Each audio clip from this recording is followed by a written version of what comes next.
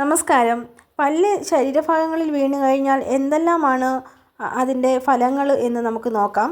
അപ്പം നമ്മുടെ ശരീരഭാഗങ്ങളിൽ പല്ല് ഗൗളിശാസ്ത്രപരമായി ശരീരത്തിൻ്റെ വിവിധ ഭാഗങ്ങളിൽ പല്ല് വീണ് കഴിഞ്ഞാൽ പൊതുവായ ഫലങ്ങളുണ്ട്. അതൊക്കെ എന്തൊക്കെയാണെന്ന് നോക്കി വരാം. തലയിൽ പല്ല് വീഴുകയാണെങ്കിൽ തർക്കങ്ങളുണ്ടാകാനും വീട്ടിൽ വഴക്കുകൾ ഉണ്ടാകാനും രോഗങ്ങളും ദുഃഖങ്ങളും ഒക്കെ ഉണ്ടാകാനുള്ള കാരണമായിട്ട് മാറുന്നുണ്ട്. അതുപോലെ തന്നെ നെറുകയിലാണ് പല്ല് വീഴുന്നതെങ്കിൽ അടുത്തുള്ള ബന്ധുക്കളോ മിത്രങ്ങളോ ആരെങ്കിലും മരണപ്പെടാനുള്ള സാധ്യതയുണ്ട്, ബലി കുളിക്കാനുള്ള സാധ്യതയുണ്ട്. അതുപോലെ തന്നെ മുഖത്താണ് പല്ല് വീഴുന്നത് എങ്കിൽ അപമാനം കേൾക്കുവാനും അപവാദങ്ങൾ കേൾക്കുവാനും മാനസികമായിട്ട് വിഷമതകൾ അനുഭവിക്കാനും ഒക്കെ വരുന്നുണ്ട്. അതുപോലെ തന്നെ കണ്ണുകളിൽ കാര്യങ്ങൾ പറയുകയാണെങ്കിൽ വലത് കണ്ണിലാണ് പല്ല് വീണതെങ്കിൽ ധനലാഭം ഉണ്ടാകുന്നുണ്ട്.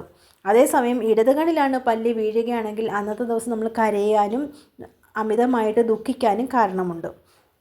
അതുപോലെ തന്നെ കഴുത്തിലാണ് പല്ല് വീഴുകയാണെങ്കിൽ ശത്രുക്കളുടെ നാശത്തിനും പിന്നെ കീർത്തിവർദ്ധനവും ഉണ്ടാകാനുള്ള സാധ്യതയുണ്ട്. ശത്രുക്കളെല്ലാം നമ്മുടെ നശിച്ചു പോകാനുള്ള സാധ്യതകൾ കഴുത്തിൽ വീണ് കഴിഞ്ഞാലുണ്ട്.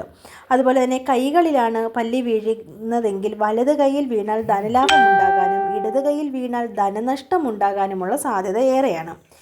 അതുപോലെ തന്നെ വയറ്റിലാണ് പല്ല് വീഴുകയെങ്കിൽ ആഭരണ ലാഭത്തിനും സന്തോഷത്തിനും അന്നത്തെ ദിവസം ആനന്ദകരമായിട്ടിരിക്കാനും സാധ്യതയുണ്ട്. കാൽപാദങ്ങളിലാണ് വീഴുകയെങ്കിൽ യാത്ര പോകാനുള്ള സാധ്യത വളരെയധികമാണ്. പുതിയ സ്ഥലങ്ങളിലേക്കുള്ള മാറ്റം എല്ലാത്തിനും അനിവാര്യമാണ്. അതുപോലെ തന്നെ മറ്റൊരു പ്രധാനപ്പെട്ട കാരണമാണ് പല്ല് ചിലയ്ക്കുന്നത്. പല്ല് ചിലയ്ക്കുന്നതും ഓരോ കാര്യങ്ങളും അപകട സൂചനകളും കാര്യങ്ങളും നമുക്ക് തരുന്നതിൻ്റെ സൂചനയായിട്ടാണ്. നമ്മൾ ശകുനം ഓരോന്ന് സംസാരിക്കുന്നതിനിടയിൽ പല്ല് ഉച്ചത്തിൽ ശബ്ദിച്ചാൽ ആ പറയുന്ന കാര്യം സത്യമാണെന്നാണ് പൂർവികർ പറയുന്നത്. അത് ജ്യോതിഷപ്രകാരവും സത്യമാണ്. അതുപോലെ തന്നെ ദോഷങ്ങളായിട്ടുള്ള കാര്യങ്ങളുമുണ്ട്. പല്ല് തല്ലിക്കൊല്ലുന്നതും സന്തതി പരമ്പരകൾക്ക് ദോഷം ചെയ്യുമെന്നും അതുപോലെ തന്നെ പല്ലിയുടെ കാഷ്ടം ശരീരത്തിൽ വീണാൽ ചർമ്മരോഗങ്ങൾക്ക് കാരണമാകുന്നുവെന്നും വിശ്വസിക്കപ്പെടുന്നുണ്ട്. ഇതിന് പരിഹാരമായിട്ട് അബദ്ധത്തിൽ പല്ല് ചത്താൽ അത് ദോഷമായി കണക്കാക്കുകയും കുടുംബക്ഷേത്രത്തിലെ പരദേവതകളെ പ്രാർത്ഥിക്കുകയും വഴിപാട് നടത്തുകയും ചെയ്യുന്നതും പതിവാണ്.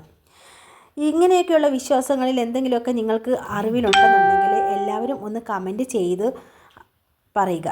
അതുപോലെ തന്നെ പല്ല് വീഴുന്നത് രണ്ട് രീതിയിലും നമുക്ക് ഗുണങ്ങളും ദോഷങ്ങളും ഉള്ളതുപോലെ തന്നെ സ്ത്രീകളിലും പുരുഷന്മാരിലും ഉള്ള കാര്യങ്ങൾ വ്യത്യസ്തമാണ്. സ്ത്രീകളിൽ പല്ല് വീഴുന്ന സ്ഥലങ്ങളിൽ പുരുഷന്മാർക്ക് വീണാൽ അത് മറ്റ് രീതിയിലായിട്ടുള്ള ദോഷങ്ങൾക്ക് കാരണമാകുന്നുണ്ട്. രണ്ട് രീതിയിലും ശാസ്ത്രം രണ്ട് രീതിയിലാണ് കാണുന്നത്. ശ്രദ്ധിക്കുക, ഇതൊക്കെ പരമ്പരാഗതമായ വിശ്വാസങ്ങൾ മാത്രമാണ്. ആരോഗ്യപരമായ കാര്യങ്ങളിൽ പല്ല് വീഴുന്നത് കൊണ്ട് വിഷബാധയൊന്നും ഉണ്ടാകാതിരിക്കാൻ ആ ഭാഗം സോപ്പും വെള്ളവും ഉപയോഗിച്ച് നന്നായിട്ട് കഴുകി വൃത്തിയാക്കിയാൽ മതി. അപ്പം വീഡിയോ ഇഷ്ടമായാൽ എല്ലാവരും സബ്സ്ക്രൈബ് ചെയ്യാനും ലൈക്ക് ചെയ്യാനും കമൻറ്റ് ചെയ്യാനും മറക്കരുത് കേട്ടോ.